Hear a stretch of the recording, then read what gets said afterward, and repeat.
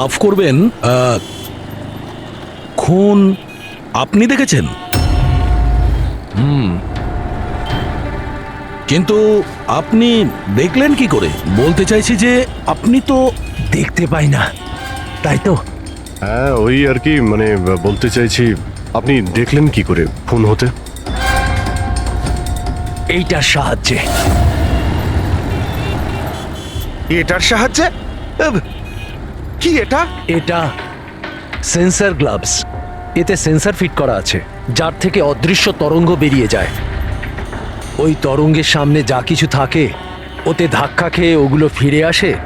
তাতে আমি জানতে পারি যে আমার সামনে কি হচ্ছে। মানে এক প্রকার এটা আপনার চোখের কাজ করে? হ্যাঁ, আপনি সেটা বলতে পারেন। আরে কিন্তু এটা এটা কি করে হতে পারে? হতে পারে। এক মিনিট,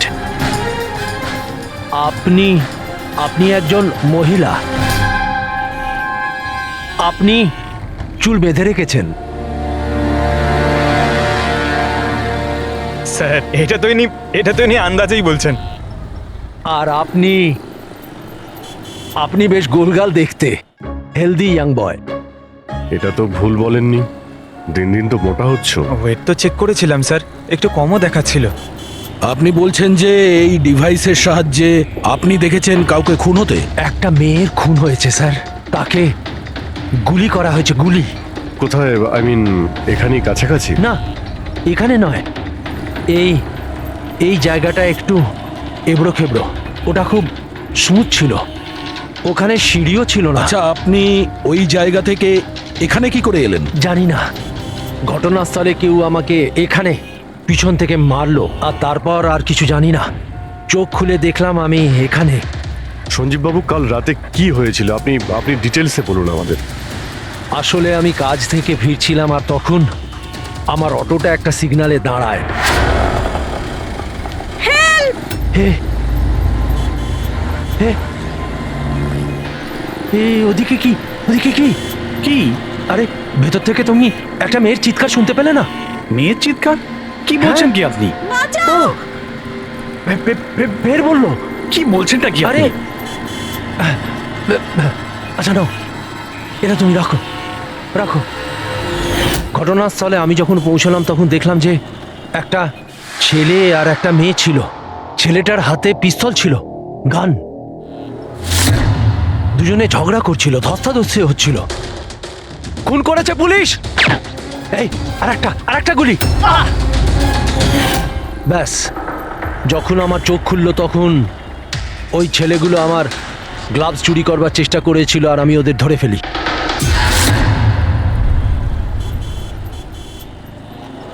আর আপনি অজ্ঞান হয়ে যাওয়ার পরে খুনি আপনাকে এখানে নিয়ে এসছে আর এখানে ফেলে পালিয়ে গেছে? হ্যাঁ, হতে পারে। আচ্ছা, ওই জায়গাটা কোথায় যেখানে মেয়েটার গুলি লেগেছিল? না স্যার, আমি জানি না। আচ্ছা, আন্ধারিতে ওই অটো যে সিগন্যালে দাঁড়িয়েছিল, যেখানে আপনি মেয়েটার চিৎকার শুনেছিলেন, সেই জায়গাটা জানেন আপনি? মনে আছে? আই অ্যাম সরি, আমি এ ব্যাপারে আপনাদের হেল্প করতে পারবো না। ইটস ওকে, ইটস ওকে, আপনি চিন্তা করবেন না, আমরা ওই জায়গাটার খোঁজ নিয়ে নেব। কিন্তু কি করে? ওই অটো ড্রাইভারকে জিজ্ঞাসা করব। এত বড় শহরে ওই ড্রাইভারকে আপনি কোথায় খুঁজে পাবেন স্যার? পেয়ে যাব। ওদের নেটওয়ার্ক খুবই ফাস্ট, সারা শহরে ছড়িয়ে আছে, পেয়ে যাব। ওনার নাম, ঠিকানা বা অন্য কিছু জানেন আপনি? ও ও টুপি পরেছিল আর পুরনো গান শুনছিল, 90-এর দশকের। আর ওর অটোতে আগুন নেভানোর যন্ত্রও লাগানো ছিল। আর হ্যাঁ, ওর কথাবার্তা দেখে মনে হচ্ছিল ও উত্তর ভারতে থাকে। হ্যালো, কি? উত্তর ভারতের লোক? পুরনো গান শোনে, আবার টুপিও পরে, আগুন নেভানোর যন্ত্রও আছে ওর অটোতে। ঠিক আছে, দেখছি।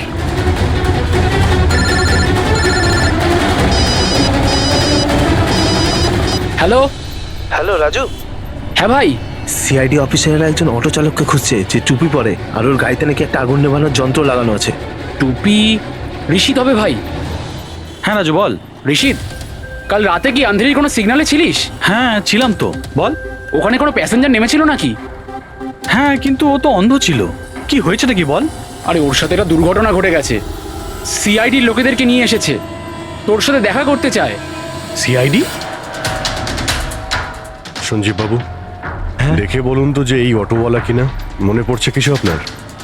হ্যাঁ স্যার, ইনিই তো ছিলেন। হ্যাঁ এই ছেলেটা। স্যার, আমি কিছু করিনি স্যার, আমি কোনো চিৎকার শুনিনি স্যার। হ্যাঁ স্যার, ইনি চিৎকার শুনেছিলেন, কিন্তু আমার স্ত্রী অসুস্থ ছিল, আমার হসপিটাল যাওয়ার ছিল, তাই আমি ওনাকে ছেড়ে চলে গেছি। আরে ভয় পেও না, তোমায় কেউ কিচ্ছু বলবে না। তুমি বলো এই লোকটাকে তুমি কোথায় নামিয়েছিলে? এই তো এই সিগন্যালে ছেড়েছি স্যার। তারপর ওই সিগন্যাল থেকে কোন দিকে গিয়েছিলেন উনি? এই এই সামনের গলিটার মধ্যে স্যার। ঠিক আছে, তুমি যাও। Thank you very much, thank you. আসুন। আসুন সঞ্জীব বাবু।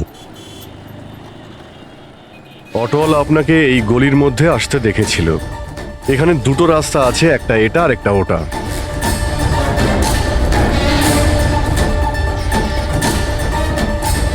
কিছু মনে পড়ছে আপনার কোথায় গিয়েছিলেন? সঞ্জীব বাবু, একটু মনে করে বলুন যে আপনি এর মধ্যে কোন গলিতে গেছিলেন?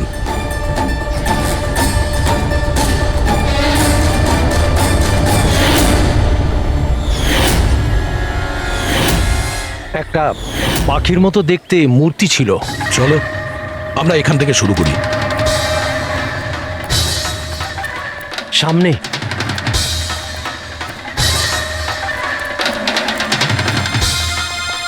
স্যার এই দেখুন। সঞ্জীব বাবু, দেখুন তো এই মূর্তিটাই কিনা। হ্যাঁ হ্যাঁ এটাই। অভিজিৎ স্যার, মূর্তি। গুড। এই যে এইটাই। আচ্ছা, এরপরে সঞ্জীব বাবু, এরপর মনে আছে আপনি কোথায় গিয়েছিলেন? তিনটে গোল দেখতে পেয়েছিলাম। তোমরা ওই দিকটা দেখো, আমরা এদিকে যাচ্ছি।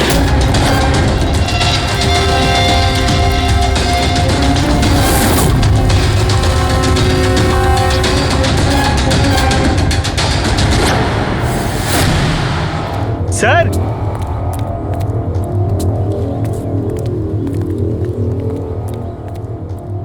হ্যাঁ এটা এটা রাউন্ড শেপ, একটা নিচে আর একটা। এরপর এরপর এরপর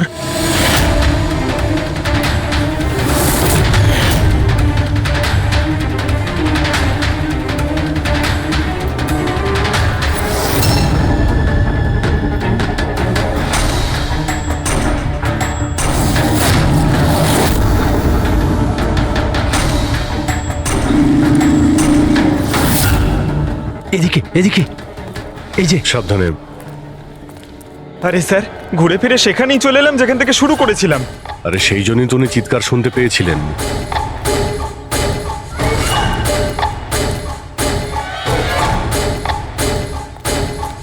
স্যার, এই জায়গাটা একেবারে জনবসতির মাঝখানে, তাহলে গুলি চলার আওয়াজ কেউ শুনতে পাইনি কেন? কারণ গানে সাইলেন্সার লাগানো ছিল।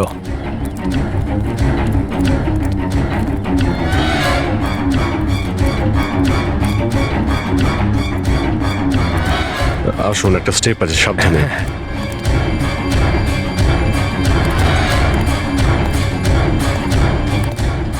না না ঠিক আছে।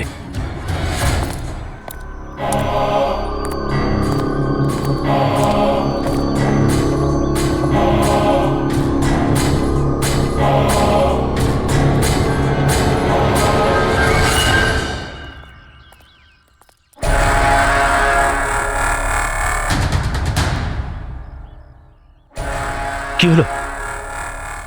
আপনারা দাঁড়িয়ে পড়লেন কেন? কি আছে? লাশ পেলেন? সঞ্জীব বাবু, আপনি বলেছিলেন গুলিটা কোনো মেয়ের লেগেছিল। হ্যাঁ হ্যাঁ, মেয়ের গায়ে লেগেছিল। আমি তাকে ছুঁয়ে দেখেছিলাম। ওর গুলি লেগেছিল, রক্ত বেরোচ্ছিল। কেন বলুন, কি হয়েছে? লাশ এখানে আছে, কিন্তু কোনো মেয়ের নয়, কোনো ছেলের। কি?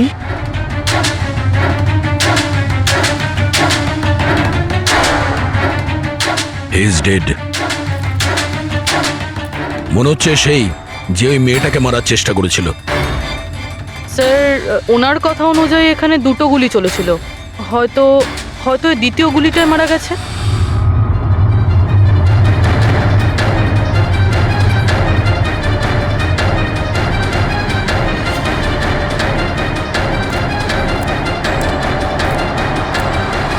স্যার, স্যার এখানেও তো রক্ত পড়ে আছে। ওটা যদি ওর রক্ত না হয় তাহলে ওই মেয়েটার হতে পারে। গুলি তো ওর এখানেই লেগেছিল স্যার। যদি মেয়েটার এখানে গুলি লাগে তো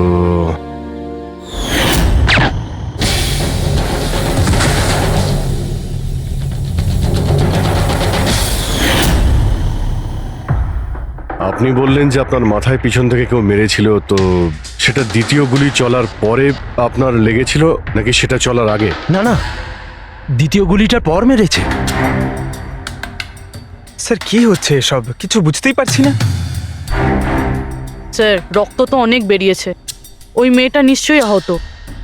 স্যার, না তো কোনো মোবাইল পেয়েছে, না ওয়ালেট, কোনো আইডেন্টিফিকেশন নেই। আর স্যার, ওর হাত আর আঙুলে যে চিহ্ন আছে সেগুলো দেখে মনে হচ্ছে কেউ যেন ঘড়ি আর আংটি চুরি করে নিয়েছে।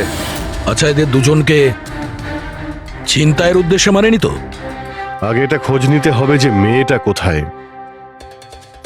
যদি আহত হয় কোনো হসপিটালে থাকবে, আর যদি মারা যায় তাহলে খুনি ও লাশ গুম করার চেষ্টায় রয়েছে।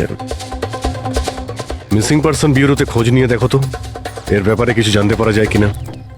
বস, ক্রাইম স্পটে ওই জায়গাতে মাটির ওপর যে রক্ত পাওয়া গেছিল, ডিএনএ টেস্ট অনুসারে ওই রক্তটা কোনো মেয়ের। আসলে এই মেয়েটা ওই সময় ওখানে উপস্থিত ছিল না যখন তোমরা গেছিলে, কিন্তু ক্রাইম যখন হয়েছিল তখন ওই মেয়েটা নিশ্চয়ই ওখানে ছিল। আর স্যার, দুর্ঘটনার সময় রাত 11টা থেকে 1টার মধ্যে।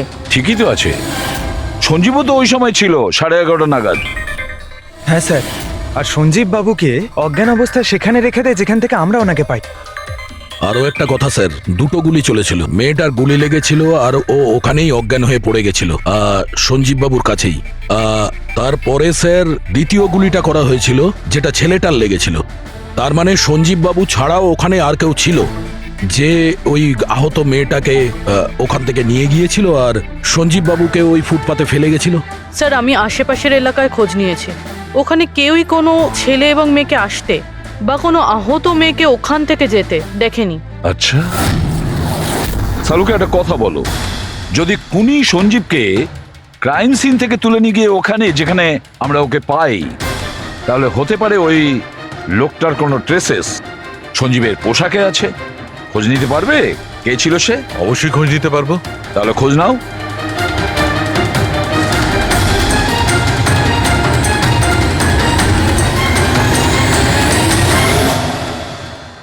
স্যার, হ্যাঁ? লাশ শনাক্ত করা গেছে। ওর নাম হলো অনিকেত স্যার, আর ওর বাড়ির লোকজনও হারিয়ে যাওয়ার রিপোর্ট লিখিয়েছিলেন। অনিকেত, দেখুন আপনার ভাই অনিকেতের বডি আমরা বন্ধ কারখানায় পেয়েছিলাম। আপনারা কি বলতে পারবেন উনি কেন এখানে এসেছিলেন? আপনার ভাইয়ের খুন হয়েছে, আশা করব আপনারা আমাদের কাছে কিছুই লুকোবেন না। যদি আপনারা সত্যি না বলেন তাহলে আমরা তো খুনিকে ধরতেই পারবো না। স্যার এরকম কিছু নয় স্যার, গত কয়েকদিন ধরে খুবই অদ্ভুত বিহেভ করছিল। অদ্ভুত মানে? প্রায় বাইরে থাকতো স্যার, সারাদিন। আমরা অনেকবার জিজ্ঞাসা করার চেষ্টা করেছি, কিন্তু কিচ্ছু বলতো না। গতকাল সকালেও 11টা নাগাদ চলে গেছিল, কোথায় গেছিল কিচ্ছু বলেনি। সারা দিন ধরে স্যার ঘরে ফেরেনি, সকালে উঠে দেখি সারা রাতেও বাড়ি ফেরেনি। তারপরে গিয়ে আমি পুলিশের কাছে কমপ্লেন করি। তো সারাটা দিন ফোনে কোনো কথা হয়নি? স্যার আমি ওকে সারাদিন ধরে ফোনে কল করছিলাম, কিন্তু ফোনেই পাচ্ছিলাম না ওকে। এরকম কবে থেকে চলছিল? স্যার জানি না কবে থেকে, গত কয়েক বছর ধরে তো সিঙ্গাপুরেই ছিল। এই তো কিছু মাস আগেই ইন্ডিয়া এলো, তখন থেকেই এরকমই বিহেভ করছিল। সিঙ্গাপুরে কি কাজ করতেন উনি? ওখানে হোটেলে জব করতো। এ বিবাহিত ছিল? না স্যার, বিবাহিত ছিল না। কোনো মেয়ের সাথে এর সম্পর্ক ছিল? কারণ মরার আগে ও কোনো মেয়ের সঙ্গে ঝগড়া করছিল। জানি না স্যার, আমরা কিছুই জানি না এর কোনো মহিলার সঙ্গে কোনো অ্যাফেয়ার বা বন্ধুত্ব আছে কিনা, কিছুই জানি না। স্যার, স্যার এনাদের থেকে অনিকেতের নাম্বার নিয়ে আর কল রেকর্ডস চেক করি স্যার, তাতে জানতে পারি যে একটাও মেয়ের নাম্বার নেই স্যার, শুধু ছেলেদের সঙ্গেই কথা বলতো, আর বেশিরভাগই ওর সঙ্গে যারা কাজ করতো তাদের। আর স্যার মৃত্যুর আগেও ও কাউকে ফোন করেনি নিজের ফোন দিয়ে। কোনো মেয়ের নাম্বার পাওয়া যাচ্ছে না, এটা তো খুব অবাক কাণ্ড। স্যার খুবই সাদাসিধে লোক ছিল, শুধু নিজের কাজ নিয়েই ব্যস্ত থাকতো। ঠিক আছে, আপনারা যেতে পারেন। যদি দরকার হয় আপনাদের ডেকে নেব। স্যার স্যার কালকে কারখানায় যাওয়ার আগে এই অনিকেত সারা দিন একই জায়গায় ছিল। কোন জায়গায়? Sir coffee shop. স্যার এর ক্রেডিট কার্ডের বিল থেকে এটা প্রমাণিত হয় যে এ সারা দিন ওই কফি শপে ওর ক্রেডিট কার্ড সোয়াইপ করেছিল। হ্যাঁ স্যার, ওর ফোনের লাস্ট লোকেশন ওই কফি শপই ছিল। কোন কফি শপ ছিল ওটা? Pillow coffee shop. যাও ওই পিলো কফি শপে আর খোঁজ নাও ও সারাদিন বসে কি করছিল। স্যার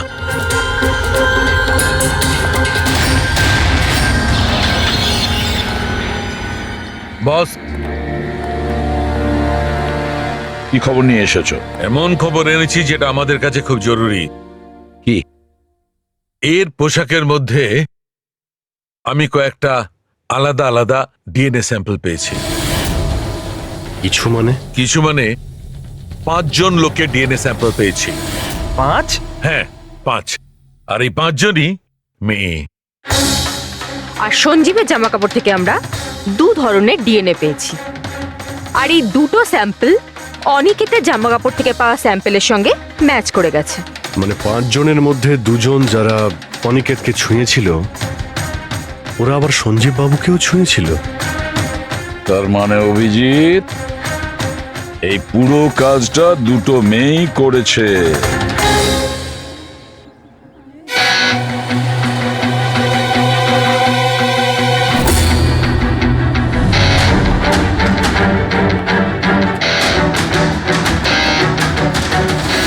আচ্ছা এই ছবিটা দেখুন, আপনি একে চেনেন?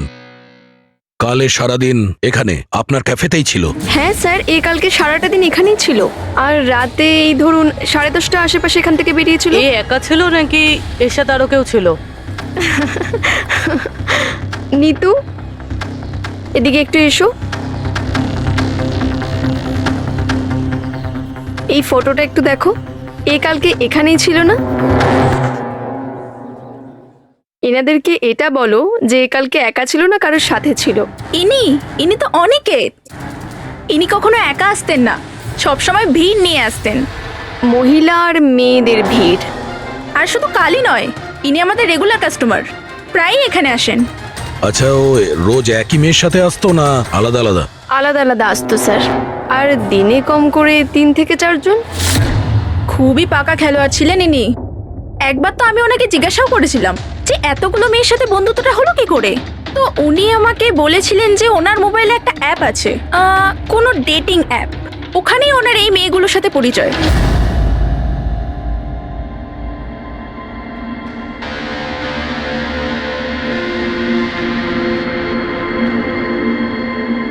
কিছু জানতে পেরেছো? হ্যাঁ স্যার, অনিকেতের ডেটিং অ্যাপের ব্যাপারে জানা গেছে। ওই অ্যাপটার নাম ম্যাচ আপ। Match up? এটা দুজনের সাথে বিয়ে দেওয়ার কোনো অ্যাপ নয় তো? হ্যাঁ স্যার, ওই রকমই কিছু, কিন্তু অনিকেত এই অ্যাপের ভুল ব্যবহার করেছে।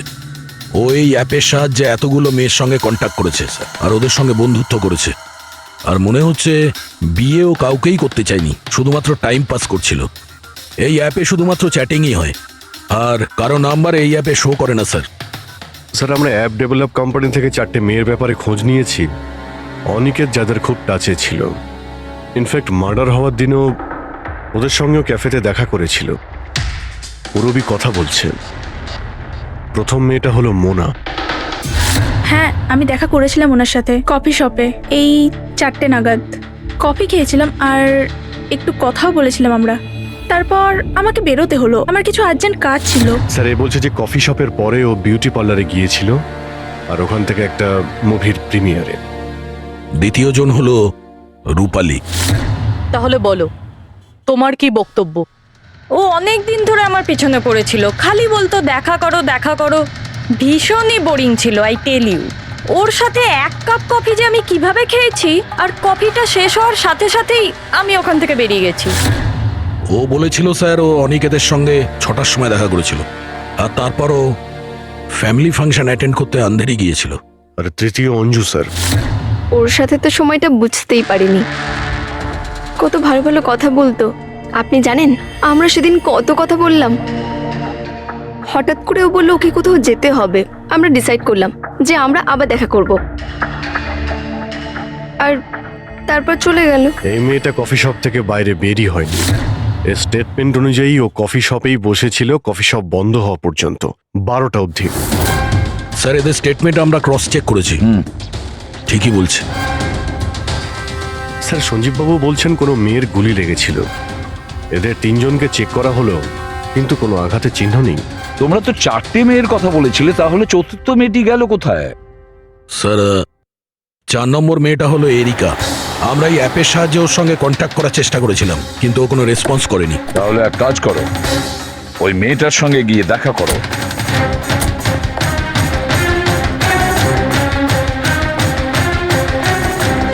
রজত, তাড়াতাড়ি রেডি হও।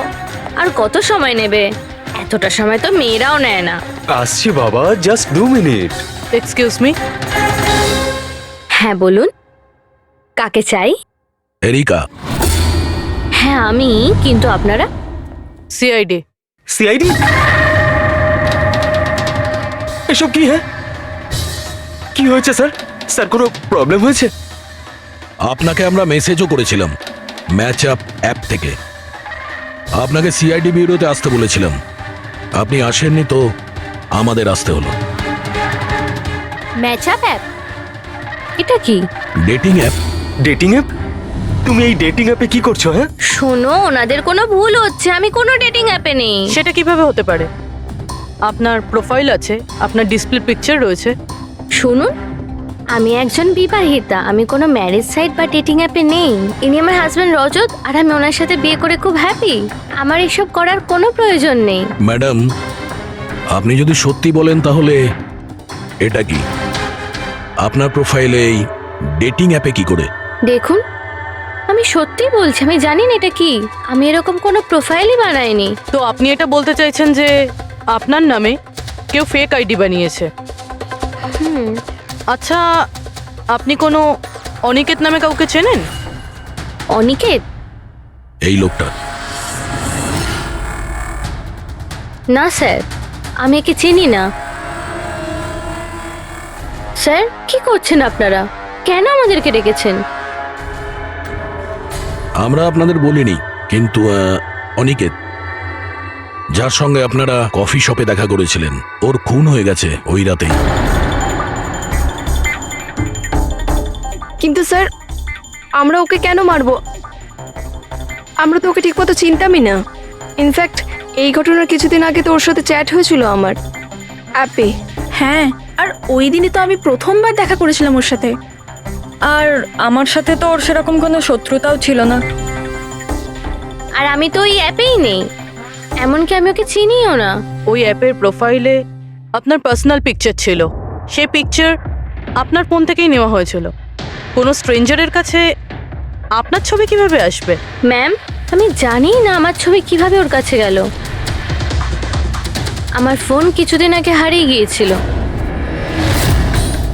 ফোন চুরি হয়ে গেছে? কোথায়? স্যার ঠিক জানি না, মনে পড়ছে না। কোনো ব্যাপার না, আপনারা কিছুক্ষণের জন্য আমাদের সাথে কোঅপারেট করুন, আমরা জেনে যাব খুনিকে। ফ্রেডি?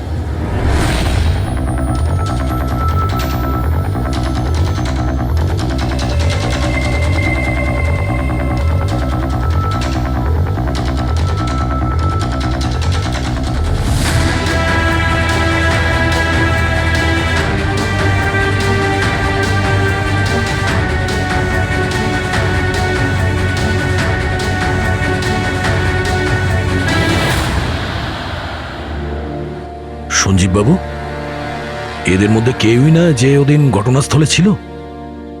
এদের মধ্যে কেউ নয়। ঠিক আছে, আপাতত আপনারা যেতে পারেন। Thank you.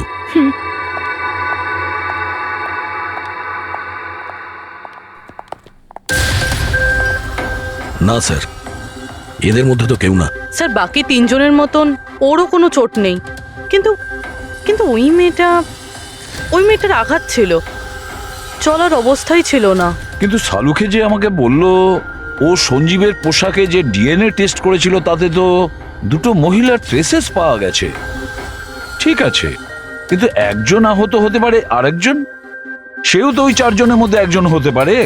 স্যার এই চারজনের জল খাওয়ার গ্লাসগুলো ফরেন্সিকে পাঠিয়ে দিয়েছি, রিপোর্ট আসবে। স্যার, হ্যাঁ স্যার ওই দুটো মেয়ের ডিএনএ এই চারজনের সঙ্গে ম্যাচ করেনি। কি ম্যাচ হচ্ছে না?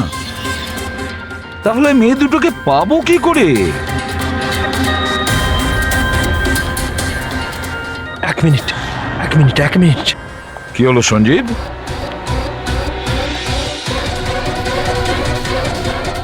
এসিবি স্যার, আমি এই গন্ধটা চিনি। গন্ধ? আমার আফটার শেভ মনে হয় স্যার। না, এটা ওই গন্ধ যেটা আমি ঘটনাস্থলে পেয়েছিলাম, একদম ওটার মতো। কফি আর চা?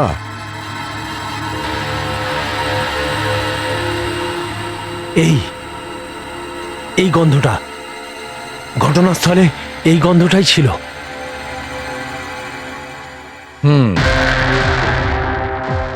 আর আমি পঙ্কজের জামার হাতার ওপরে কফির দাগ পেয়েছি। হ্যাঁ স্যার, ওই সকালে কফি বানাচ্ছিলাম না, তাই একটু পড়ে গেছিল। তার মানে ডক্টর সালুখে ওই ক্রাইম সিনে কফি আর চায়ের মিশ্রিত একটা গন্ধ ছিল। ক্রাইম সিনে না খুনির কাছে? চা আর কফির মিশ্রিত কোনো স্মেল তখনই আসে যখন সে বারবার চা আর কফি বানায়, যেমন কোনো কুক বা কেউ কফি শপে কাজ করলে, যেমন পিলো কফিতে। পুরোপুরি একটা কাজ করো, এরিকাকে জিজ্ঞেস করো যে ওর ফোন পিলো কফি শপের আশেপাশে হারিয়েছিল কিনা। স্যার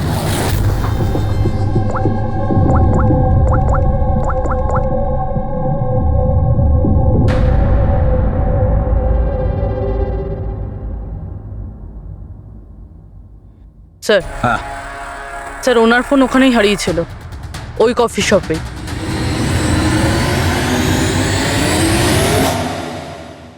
এই মেয়েটা এখানে প্রায়ই আসে না? হ্যাঁ, এনাকে দেখেছি তো এখানে।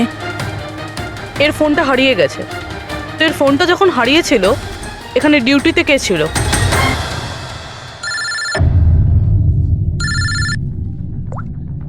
হ্যালো, হ্যাঁ ফ্রেডি। ও গুড, ঠিক আছে, আমরা এক্ষুনি ওখানে পৌঁছচ্ছি। পুরবি, স্যার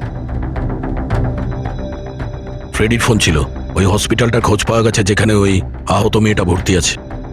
স্যার ওই মহিলাই যে অনিকেতের খুন করেছিল? হ্যাঁ ওই মেয়েটা, আমাদের এক্ষুনি ওখানে যেতে হবে। স্যার আমাদের এখন বেরোতে হবে, কিন্তু যতক্ষণ অবধি জিজ্ঞাসাবাদ কমপ্লিট না হচ্ছে কেউ কফি শপ থেকে বেরোবে না।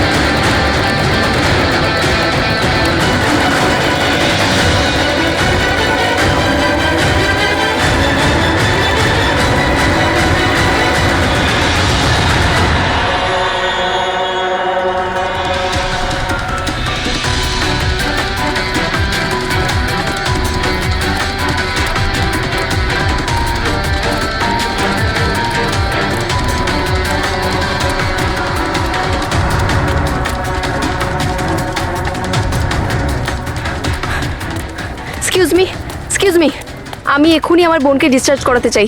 আপনি এক্ষুনি ডিসচার্জ পেপার তৈরি করুন তাড়াতাড়ি।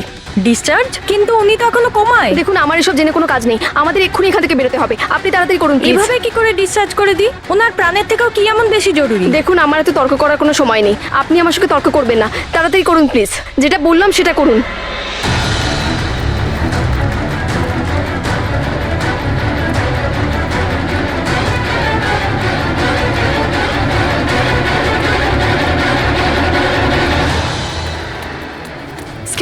এক্সকিউজ মি আমার দিদি স্বপ্নাকে এক্ষুনি ডিসচার্জ করাতে হবে, এক্ষুনি। ওর বিলের টোটাল অ্যামাউন্টটা বলবেন প্লিজ। Excuse me. মনে হয় খুব তাড়া আছে তোমার।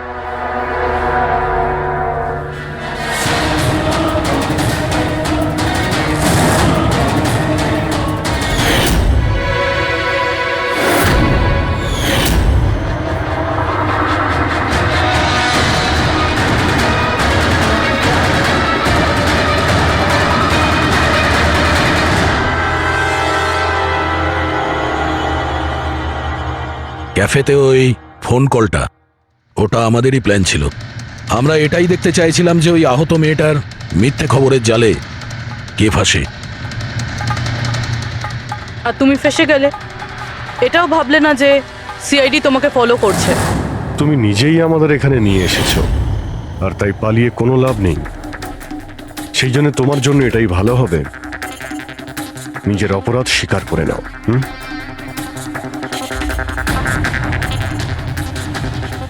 অনিকেত আমার দিদিকে জীবন্ত অবস্থাতে মেরে ফেলেছিল। ওদের সিঙ্গাপুরে দেখা হয়েছিল, আর ও ওখানেই আমার দিদিকে বিয়ের মিথ্যে প্রতিশ্রুতি দিয়েছিল। ওরা এঙ্গেজমেন্টও করে নেয়, আর তারপরে বিয়ের কথা বললেই ও এড়িয়েই যেত। আমার দিদি যখনই বিয়ের ডেট ফিক্স করার কোনো কথা তুলতো, তখন সবসময় কোনো না কোনো অজুহাত দিতে শুরু করতো।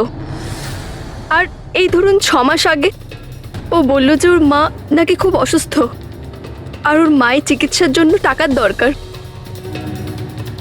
আর আমার দিদি নিজের জীবনের সব সেভিংসটা দিয়ে দিয়েছিল। আর ও বলল যে ও সিঙ্গাপুর থেকে ফিরে এসেই আমার দিদিকে বিয়ে করবে। আর টাকা পয়সা নিয়ে অনিকেত সিঙ্গাপুর থেকে মুম্বাই আসে। হ্যাঁ, স্বপ্ন ওর অপেক্ষা করতে থাকলো, আর সেটাও পুরো 3 মাস ধরে।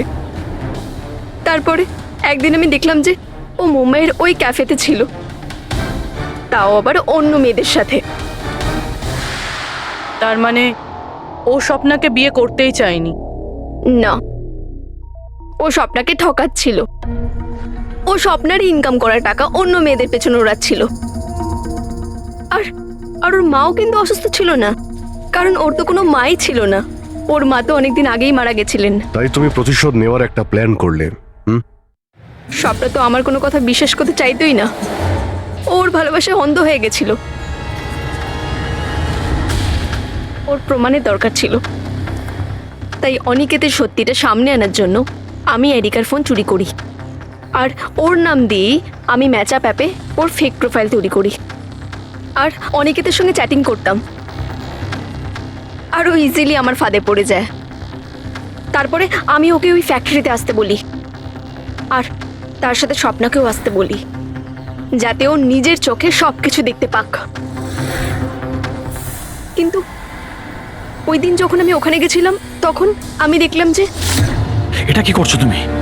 হিসেবটা শেষ করে দিচ্ছি। তুমি আমার সাথে যা করেছো তারই শাস্তি এটা। আমি সব জানি তুমি আমার টাকা কোথায় কোথায় খরচ করেছো, আর কত মেয়ের জীবন তুমি নষ্ট করবে। Aniket please drop the gun. Aniket please, টাকা চাই তোর? তুমি এটা কি করছো? বেরো এখান থেকে, চুপচাপ বেরো এখান থেকে। আরে ছাড়ো ওকে, ছেড়ে দাও। ওকে বললাম না বেরো এখান থেকে।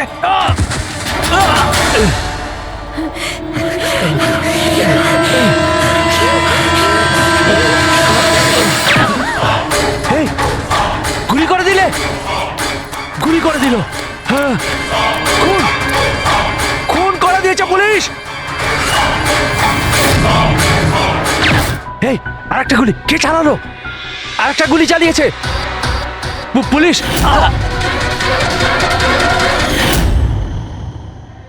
তুমি জানো, অনিকেতের লাশ পর্যন্ত আমাদের ওই সঞ্জীব বাবু পৌঁছে দিয়েছিলেন। উনি দেখতে পান না, কিন্তু ওনার ওই সংবেদনশীল দস্তানা, সেন্সিটিভ গ্লাভস, চোখের থেকে কম না। প্রতিশোধ নেওয়ার জন্য তুমি অনিকেতকে খুনই করে দিলে, কিন্তু এখন তো সারা জীবন জেলেই কাটবে। আর তোমার বোন স্বপ্না, যার জন্য তুমি এই সব করলে, সে তো আগে থেকেই কোমাতে রয়েছে। আর যেদিনও কোমা থেকে ঠিক হবে সেদিন তোমার কাছেই যাবে, জেলের গরাদের পিছনে। রাখার চেষ্টা করে, আর তাছাড়া নিজেদের সিরিয়াল কিলিং ওষুধের ওপরেও অ্যাপ্লাই করে দেখে, তারপরে মানুষের ওপরে। আচ্ছা, এটা কখনো বলা যায় না যে ও কাকে বা কোন কোন লোককে নিজের শিকার তৈরি করবে। সে ছেলেও হতে পারে, মেয়েও হতে পারে, সে এজেড বা ইয়াংও হতে পারে। কিন্তু একটা ব্যাপার আছে যেটা ওদের প্যাটার্ন হয় কিলিং এর, সেটা 2-3-4টে খুনের রিপোর্ট দেখার পরেই সেটা বোঝা যায়। আর তখনই আমরা আস্তে আস্তে ওদের পিছু নিতে পারি, তার আগে নয়। অনেক ক্ষেত্রে তো এরা কয়েক মাস ধরে নিজের শিকারের ওপর নজর রাখে, আর যখনই সুযোগ পায় ঝাঁপিয়ে পড়ে আর মেরে ফেলে। এই কারেন্ট কি করে চলে গেল?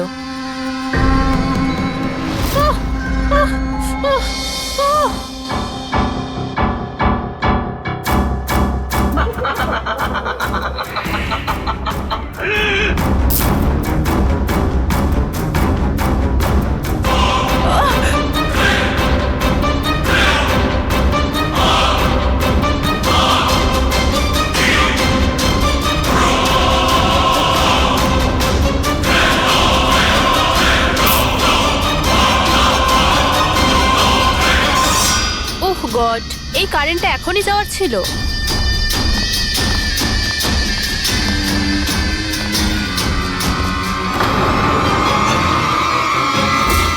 কে?